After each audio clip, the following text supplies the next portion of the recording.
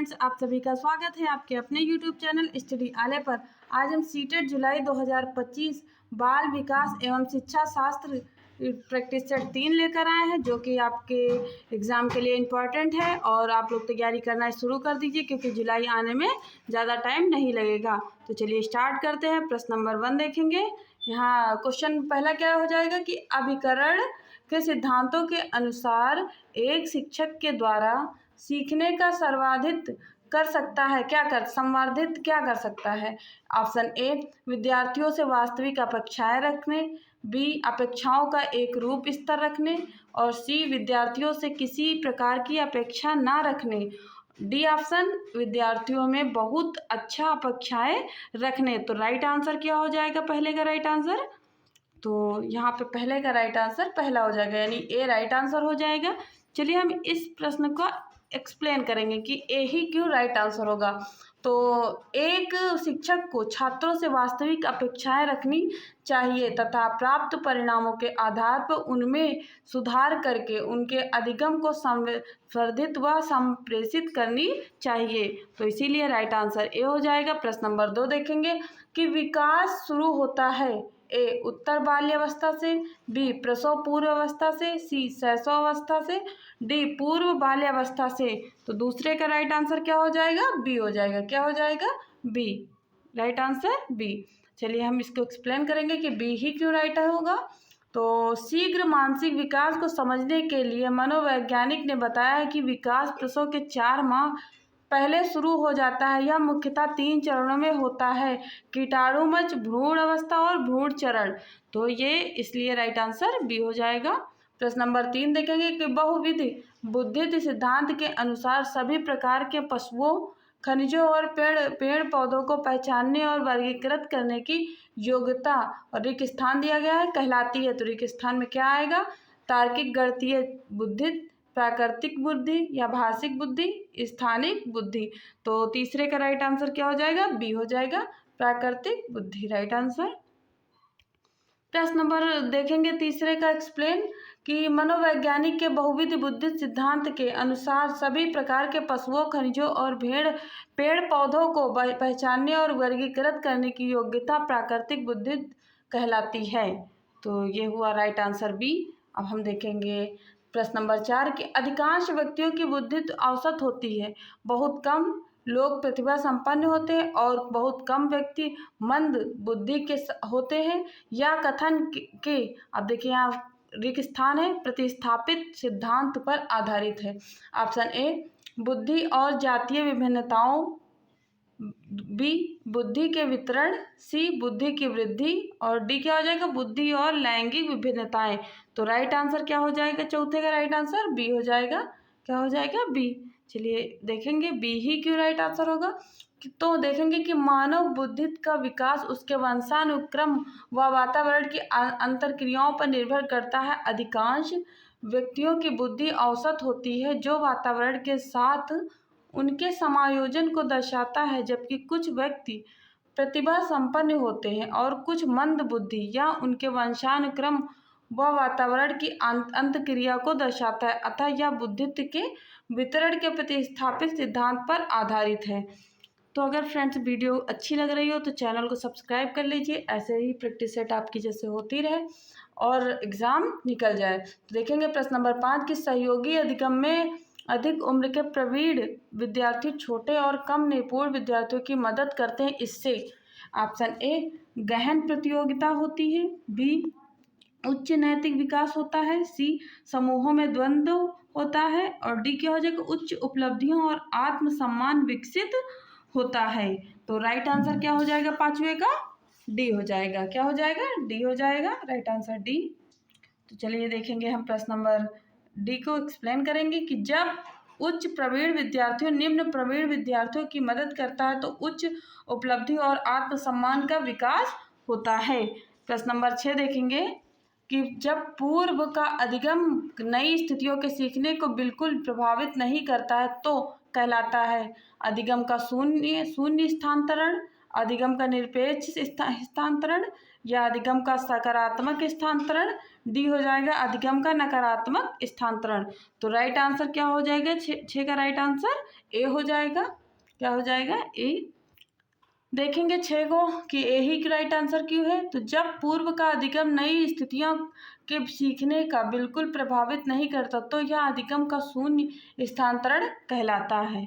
हम देखेंगे प्रश्न नंबर 7 कि चिंतन अनिवार्य रूप से एक संज्ञानात्मक गतिविधि, मनोगतिक प्रक्रिया, मनोवैज्ञानिक परिघटना या भावात्मक व्यवहार। तो 7वें का राइट आंसर ए हो जाएगा। क्या हो जाएगा फ्रेंड्स? ए हो जाएगा 7वें का।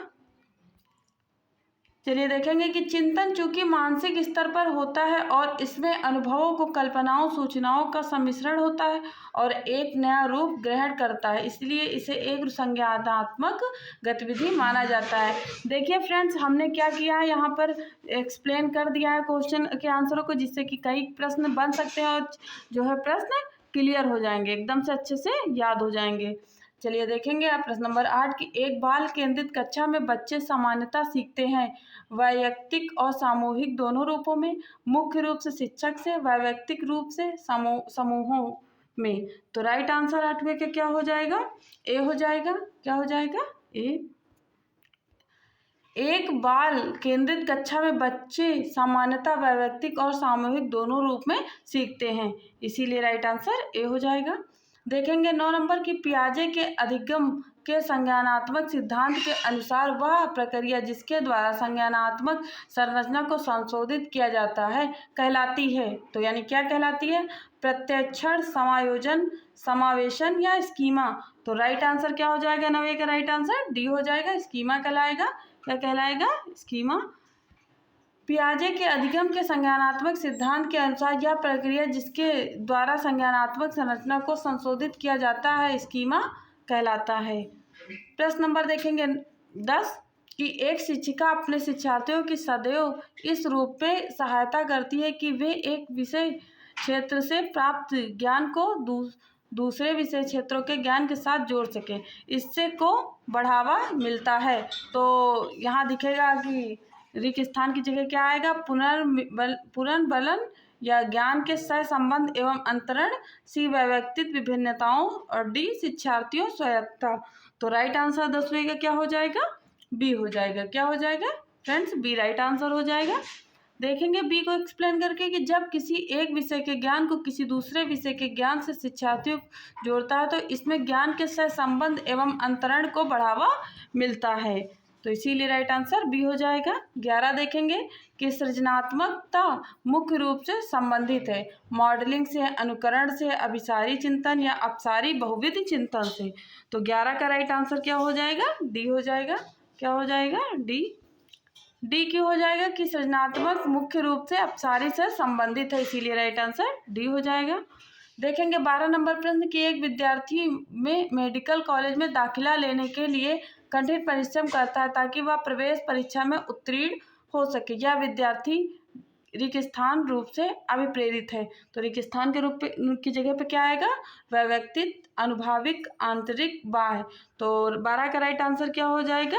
डी हो जाएगा। क्या हो जाएगा? डी हो जाएगा।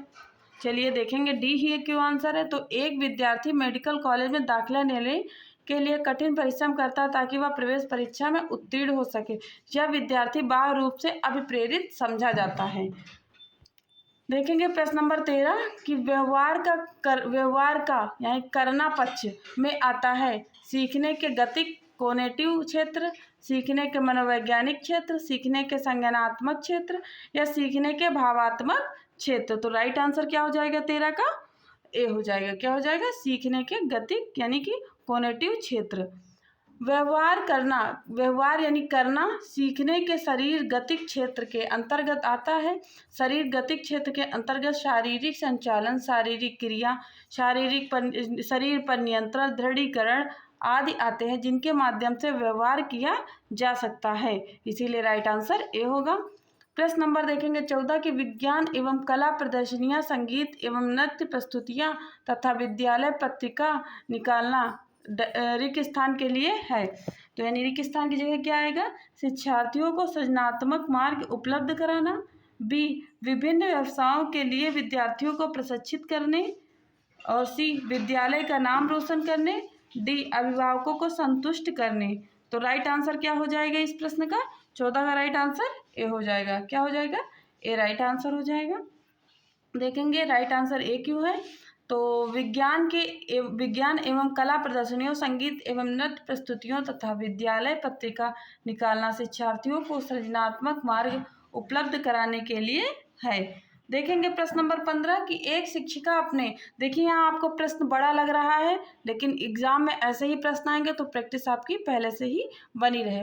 तो देखेंगे प्रश्न नंबर 15 कि एक शिक्षिका अपने शिक्षार्थियों के अनेक तरह की सामूहिक गतिविधियों में व्यस्त रखती है, जैसे समूह चर्चा, समूह परियोजनाएं, भूमिका निर्वाह आदि। यह सीखने के किस आयाम को उजागर करता है?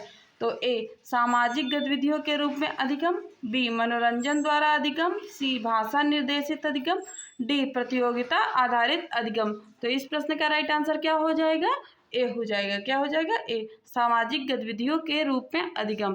तो चलिए इसको एक्सप्लेन करेंगे कि शिक्षिका द्वारा शिक्षार्थियों से समूह चर्चा, समूह परियोजना, भूमिका निर्वाह आदि करवाना सीखने के सामाजिक गतिविधियों के रूप में अधिगम को उजागर करता है। तो फ्रेंड्स, मेरी वीडियो कैसी लगी है? वीडियो को लाइक करिएगा, चैनल को सब्सक्राइब करना मत भूलिए और अपने फ्रेंडों में शेयर ज़रूर करिए जो सीटेट की तैयारी कर रहे हैं, तो उनको शेयर करना मत भूलिए और वीडियो को लाइक करना ना भूलिए।